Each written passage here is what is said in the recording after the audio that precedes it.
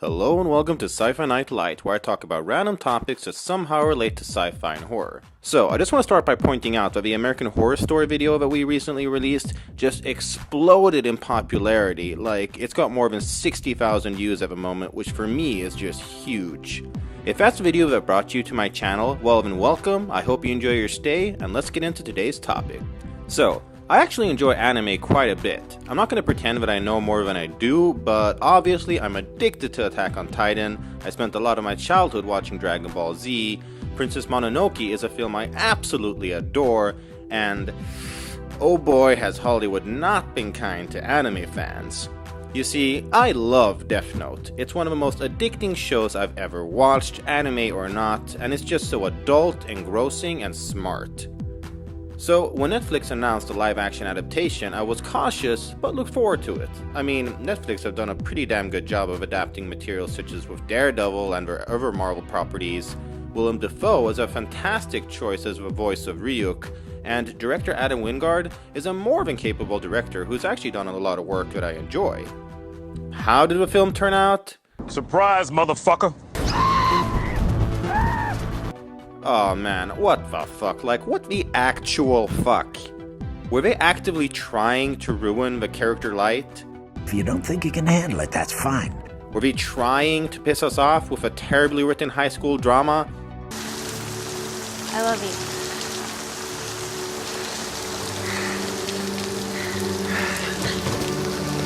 After seeing it, I knew that a normal Sci-Fi Night review wasn't sufficient. We need to talk about live-action adaptations of animes using Death Note as a starting point. So, for those who don't know, Death Note is about the academically brilliant but pretty socially pessimistic and nihilistic law student Light Yagami, who one day comes upon the legendary Death Note. Once in possession, the owner can write somebody's name as well as the time and method, and that person will die. Light starts off simply wanting to kill criminals, but soon finds himself at odds with the authorities and a mysterious investigator named L. As many people start idolizing Light's persona, called Kira, a true battle of wits breaks out between Light and L in a fast-paced and expertly written series.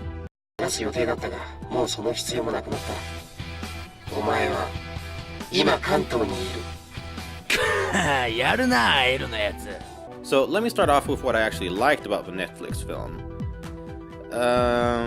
There were some cool shots, and in general everything at least looks nice.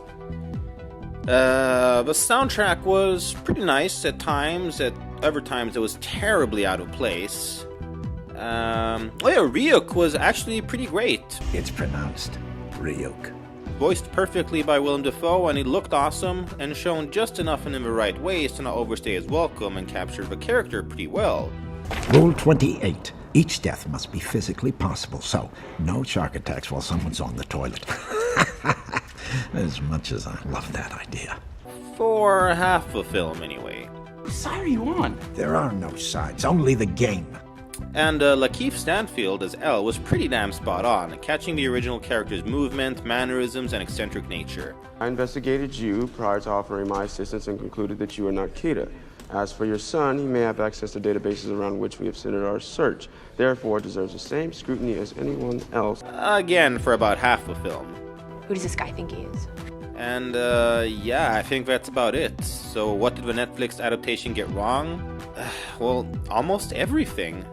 It'll take too much time to get into, and that's not really what this video is about, but to just give context, they completely changed and fucked up the main character, turning him from a slick, confident, somewhat antisocial genius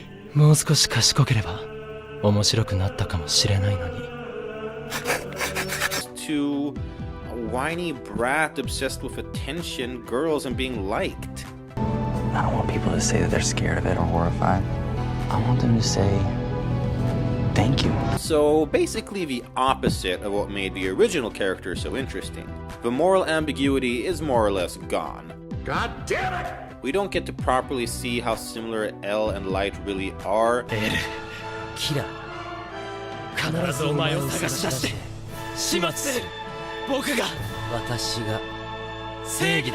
And how they even end up developing a respect and kind of friendship. The impact that this has on the world isn't properly felt, and none of the emotional depth is there. The first and most obvious problem here is adapting a series into a film. The original had over 20 episodes to flesh out the story, the film gets an hour and 40 minutes, which obviously isn't going to cut it. The same can be said for other adaptations like The Last Airbender. Now, admittedly, they were hoping to set up a franchise, but that film was about as well received as a positive HIV test, and either way, they were trying to cram way too much crap into too little time. Horrible. You said it. But the effects were decent. Death Note is a perfect example. There was no build-up of how Light did try to avoid attention from the authorities, and we never truly got to see these masterminds actually clash properly. In Japan, they made a series of movie adaptations, having much more time to properly tell the story, something that the Netflix series can't really do as well because they blew too many plot points that would otherwise have been used. So this highlights a common problem with adapting anime series into films, condensing the plot. Even in The Last Airbender, which even tried to start off a series, it felt rushed and the pacing was just off. Even in a series like Dragon Ball Z, where the plot is more or less just a new bad guy shows up to fight every week, they couldn't even do that properly, and they betrayed the story, the actions of the original characters, whitewashed Goku into poor man's Mr. Robot, and honestly, they produced one of the worst films I've ever seen, and I've seen The Skeleton Man. Death Note illustrates this by not showing proper progression of these characters. In the anime, Light doesn't just automatically start killing people like a psychopath, he contemplates his decision and even the notion of Death Note being real for a long time. We also get to see how L thinks and works, and while it is possible to summarize some of these traits into a shorter format, the writing just wasn't there. And that's because they weren't focusing on trying to capture the essence of the anime. Everything doesn't have to be the same, it just has to be somewhat faithful to the source material, or at least convey the same themes. 右手で方程式を解き続け、左手で名前を書き。 We could change the world. We? Like we as in us? What the fuck is this? Ghost in the Shell almost succeeded at doing this, but they dumbed down and simplified most of the interesting philosophical stuff, and while the production was great, it also lacked a lot of the artistic feeling and style that made the original so unique and wonderful. I saw a review described as McDonald's doing sushi. Sure, the basic ingredients are there, but not put together in the way or with the care required to make it satisfying. People don't love Ghost in the Shell because of cool action set pieces. It's about the existential and philosophical themes told in an interesting sci-fi world. The action, effects, and visuals come second, but when they do, they convey the story and themes as well. Just like with his classic scene where Major wakes up.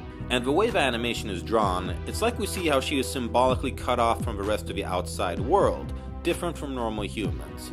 It's a very small but nice touch that shows how the animation style was partly connected and reflective of the story itself, doing this through a simple silhouette technique. In the live-action film, there's no contrast, no symbolic showing of a bright and vibrant human world outside compared to a cold, dark world Major lives in. Nope, everything's just done to look sleek and sexy. You see, the original uses the sci-fi, cyberpunk themes and background as a setting to talk about humanity and identity. Interesting and ironically enough, the 2017 adaptation manages to get the shell pretty alright, but without retaining the ghost within. For more on this, I highly recommend checking out Nerdwriter's video and his channel because he produces excellent content. Just be sure to tell him I sent you. Now, in many ways, similar things can be said for Death Note. It's a nicely looking film with some cool stylistic choices, Ryuk looks and sounds great, but the moral conflict, the intellectual approach to something so crazy, the concept of what actually constitutes justice, can one kill a murderer without succumbing to the same sins of a criminal? None of this is really present in the live-action film. They got the aesthetics, but didn't nail the most important parts, and that's kind of a problem with adaptations of anime. Now I'm rooting for this guy. Just shut the fuck up. It's more than just a style and visual look that needs to be replicated, it's a proper story and character motivations. So, does this mean that Western anime adaptations are doomed? No, of course not.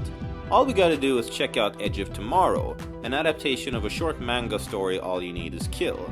They changed certain things like the look of the aliens to make some of the stuff work better in the film medium, and focused on the theme of the story as opposed to duplicating the details. It was a short manga with a more straightforward story that worked well as a film. Studios need to not only choose the animes they adapt with caution, making sure it actually works in a different medium, but just as importantly, we need to understand the themes and beats that make up the story and meaning of the original work. Maybe a short Netflix series would be better than a feature film. I'm pretty convinced in the case of Death Note that this would be a much better alternative. So this is why it's so unfortunate that Death Note really embodies so many of the mistakes that can be made when adapting anime into film. It falls short on every front, focusing too much on design details and letting the core story and characters fall to the side, not being properly presented or developed. It turned a high-stakes philosophical crime drama into a whiny high school Final Destination type film whose core themes couldn't be further from the original. So yeah, to properly adapt anime, you have to first properly understand what it's actually about. Avatar: The Last Airbender is about finding balance in both oneself and the world, using the background to explore it. Not a battle of good versus evil in a poorly realized fantasy world. Ghost in the Shell is about examining what constitutes humanity and identity in itself.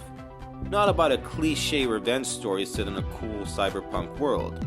And Death Note is about conflicting ideologies regarding justice, punishment, and even divinity to some extent. Not this crap. So that about does it for this episode of Sci-Fi Night Light. We hope you enjoyed it. If you did, we'd very much appreciate it if you left us a like or a comment, or if you haven't already, then by all means subscribe. And be sure to let us know your thoughts about the Death Note movie and anime adaptations in general below. So as always, I'm your host, Sebastian Vandel Martinez, and I'll catch you guys next time.